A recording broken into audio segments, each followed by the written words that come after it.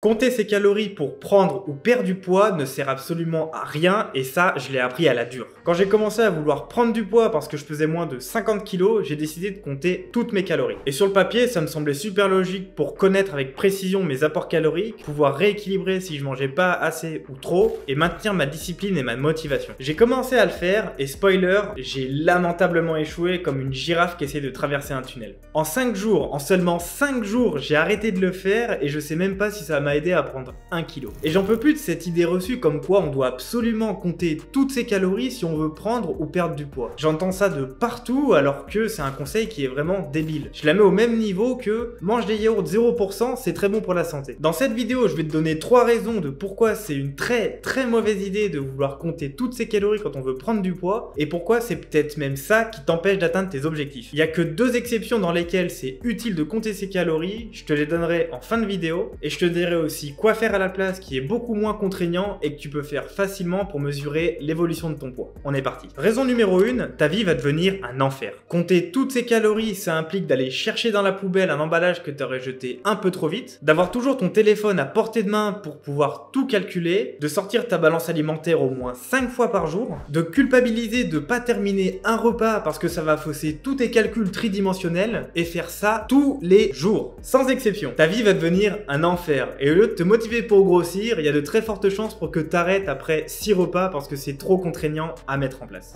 Imagine un jardinier qui s'occupe de son beau potager. Il vient de planter des betteraves pour les offrir à sa mamie Jacqueline. Quand il va remplir son arrosoir, il va pas s'amuser à regarder s'il y a pile poil 1,37 litres d'eau en prenant en considération qu'il y aura 1,3% qui va rester sur le bord de l'arrosoir. Non, il va juste arroser ses plantes et ensuite, en fonction de la gueule qu'auront ses betteraves, il va ajuster en mettant plus ou moins d'eau. Le frérot, il a autre chose à faire de ses journées, il a d'autres légumes à faire pousser. S'il devait faire ça pour chacun de ses légumes, ce serait beaucoup trop contraignant et il perdrait un temps fou à calculer tout ça. Et bah compter ses calories, c'est exactement la même chose. C'est utile de savoir à peu près combien t'en manges, mais de là à être ultra précis, c'est vraiment contre-productif et surtout on va voir dans la suite de cette vidéo que c'est impossible d'être précis. Tu auras toujours une marge d'erreur assez importante qui peut aller de 5 jusqu'à 30-40%. Si tu t'amuses à peser et à compter tout ce que tu manges, tu vas juste te décourager après quelques jours, il y a de très fortes chances pour que tu sois démotivé. Et attends, je t'ai encore même pas parlé de l'aspect social, c'est encore pire. Tu vois, un jour, un de mes potes, il m'a servi mon assiette avant que j'ai eu le temps de la peser. Et ben dis-toi qu'on s'est pris la tête pendant tout le repas à cause de ça. Ça m'a mis en colère pour rien et on a passé un moment pourri à débattre de sujets à la con, quoi. Il m'avait juste servi avant que je pèse mon assiette. Et sans m'en rendre compte, d'un jour à l'autre, je m'étais transformé en quelqu'un de très égoïste, obsessionné par la nourriture qui devait absolument peser tout ce que je mettais dans ma bouche. J'avais plus qu'une obsession en tête, c'était la nourriture. Je prenais plus aucun plaisir à manger. Et je faisais ça matin, midi et soir. Parce que comme on mange tout au long de la journée, c'est pas quelque chose que tu fais en one shot à un moment précis. Non, c'est vraiment du lever du soleil au coucher du soleil. C'est ça qui rend le truc insupportable. Et je te parle même pas de quand tu vas manger au restaurant ou même simplement à l'extérieur, que quelqu'un cuisine pour toi, même si tu veux faire une sauce, ça devient super compliqué de compter toutes ces calories. Tu vas faire quoi? Peser à la suite ta moutarde, ton vinaigre et ton huile d'olive? Bien sûr que non, personne fait ça. Enfin bref, tu te rends vite compte que c'est extrêmement contraignant de faire ça sur le long terme, et même si tu es quelqu'un d'extrêmement assidu, tu auras toujours une grosse marge d'erreur, et ça on va le voir maintenant.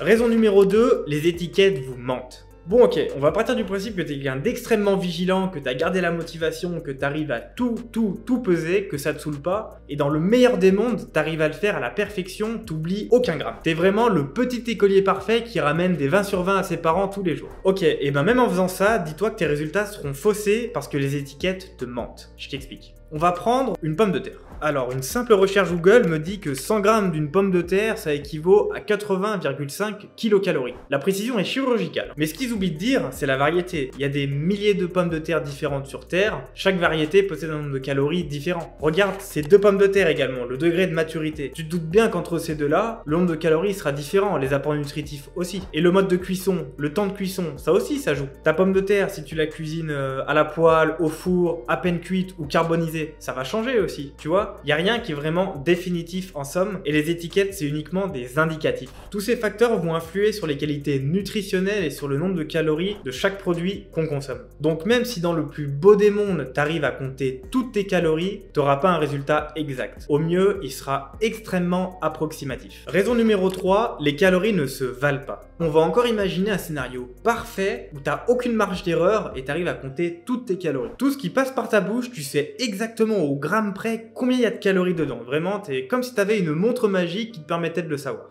Et ben là encore, tes résultats seraient faussés parce que les calories ne se valent pas. Je pourrais te résumer cette idée juste avec cette image, mais je vais faire mieux et je vais te prendre un exemple concret. Dans ce verre, je t'ai mis 27 grammes de flocons d'avoine, ce qui représente 100 kilocalories. Et dans ce même verre, je t'ai mis 237 ml de Coca-Cola, qui représente également 100 kilocalories. Donc sur le papier, c'est pareil, on est d'accord. 100 kilocalories d'un côté, 100 kilocalories de l'autre. Mais quand on s'intéresse à la composition nutritive de ces deux verres, c'est là qu'on se prend une grosse baffe dans la gueule. Là où les flocons d'avoine amènent des fibres, du zinc, du magnésium et plein de bonnes choses utiles pour ton corps, le Coca va t'apporter du sucre et du sucre. Alors j'ai pris deux exemples extrêmes, mais t'as compris l'idée. J'aurais aussi pu comparer des pâtes à tartiner avec des brocolis ou alors du saumon avec des chips. Voilà pourquoi je te déconseille fortement de compter toutes tes calories si tu veux prendre ou perdre du poids. C'est une torture à faire au quotidien, le résultat est extrêmement approximatif et chaque calorie ne se vale pas. À la place, je te conseille vraiment de te fier à l'évolution de ton poids sur la balance et également de prendre les mesures de ton corps avec un mètre ruban. Tu vas prendre les mesures de poitrine, de tes hanches, de tes fesses, de tes bras, de tes jambes, tout ce que tu peux et tu vas faire ça une fois par semaine. En faisant ça, tu vas pouvoir comparer tes chiffres d'une semaine à l'autre et faire des réajustements si nécessaire. Tu sauras avec précision où tu as perdu, quelle partie du corps a le plus pris ou le plus perdu. Le poids sur la balance également, ça va t'aider d'une manière générale. Ça, c'est un indicateur qui est beaucoup plus fiable et surtout beaucoup plus concret parce qu'il s'applique directement à toi et à ton corps. Donc la meilleure alternative, plutôt que de compter toutes ces calories, parce que comme tu l'as vu, c'est très chiant à faire, c'est invivable sur le long terme, c'est de mesurer l'évolution de son poids avec une balance et un mètre ruban. Comme je te l'ai dit en intro, il y a quand même deux cas de figure où c'est utile de compter toutes ces calories. La première, c'est si tu es un sportif de haut niveau qui a un objectif très précis en tête et qui doit vraiment millimétrer chaque paramètre de sa nutrition, mais entre nous, je pense pas que ce soit ton cas. Le deuxième cas qui est beaucoup plus intéressant parce que peut être concerné, ça va être si tu stagnes malgré des efforts intenses. Si pendant 2 semaines, tu as changé tes habitudes alimentaires, que tu manges mieux, que tu manges plus, mais que pourtant ton poids sur la balance ne bouge pas d'un iota, ça peut être effectivement une bonne idée de compter ses calories pendant 1 semaine pour pouvoir réajuster le tir. Par contre, je te parle de faire des vrais efforts là où tu passes à l'action massivement, comme ceux qui réservent un appel gratuit avec moi pour pouvoir faire un point sur leur situation et que je les aide personnellement. Le lien est en description si ça t'intéresse. Si 2 fois dans la semaine, tu as l'impression de manger un peu plus, que un après-midi, tu as pris une collation ou alors que tu t'es mis à manger un peu plus au petit déjeuner, j'appelle pas ça des efforts intenses. Donc dans ce cas-là, ça sert à rien que tu comptes tes calories. Pour pouvoir prendre du poids et surtout le garder sur le long terme, il faut absolument adopter des nouvelles habitudes qui s'ancrent dans ta personnalité, dans ton quotidien, des habitudes que tu peux tenir pendant des années. Et clairement, compter ses calories, c'est pas compatible avec ça. C'est pour ça que j'aime pas trop parler de régime, parce que les régimes, c'est se forcer à faire un truc extrêmement dur sur un très court laps de temps, et le problème, c'est qu'une fois que t'arrêtes, tu reprends tes habitudes petit à petit parce que tu les as jamais vraiment annihilées. C'est ce qui est responsable de l'effet yo-yo dans 99% des cas. Je préfère avoir une approche basée sur les habitudes long terme, comme ça on est sûr et certain, en changeant son mindset, de pouvoir atteindre ses résultats et surtout de le garder sur le long terme pendant tout le reste de ta vie. C'est une approche qui est beaucoup plus saine. Je sais bien que t'es pas un robot et que t'as autre chose à foutre de tes journées que de compter toutes tes calories. Toi et moi, on est pareil. Les solutions que je propose sur ma chaîne YouTube, elles peuvent s'adapter à n'importe qui, à tes parents, tes grands-parents, ton neveu, ton chien même. Parce qu'elles se basent sur des habitudes et des habitudes, ça s'ancre sur le long terme, encore une fois. Dans cette vidéo, je te présente 28 hacks dont un bon tiers est basé sur la psychologie et les habitudes. N'hésite pas à aller la voir si le sujet t'intéresse et que tu veux aller un peu plus loin. Maintenant, si jamais tu veux des ressources plus concrètes pour grossir dès demain matin, je t'ai mis à disposition 2 ressources dans mon frigo virtuel. La première, c'est ma liste des 50 aliments les plus caloriques à ajouter dans ton alimentation. Et la deuxième, c'est la recette de mon petit déjeuner liquide, sain, calorique que je bois tous les matins sans exception.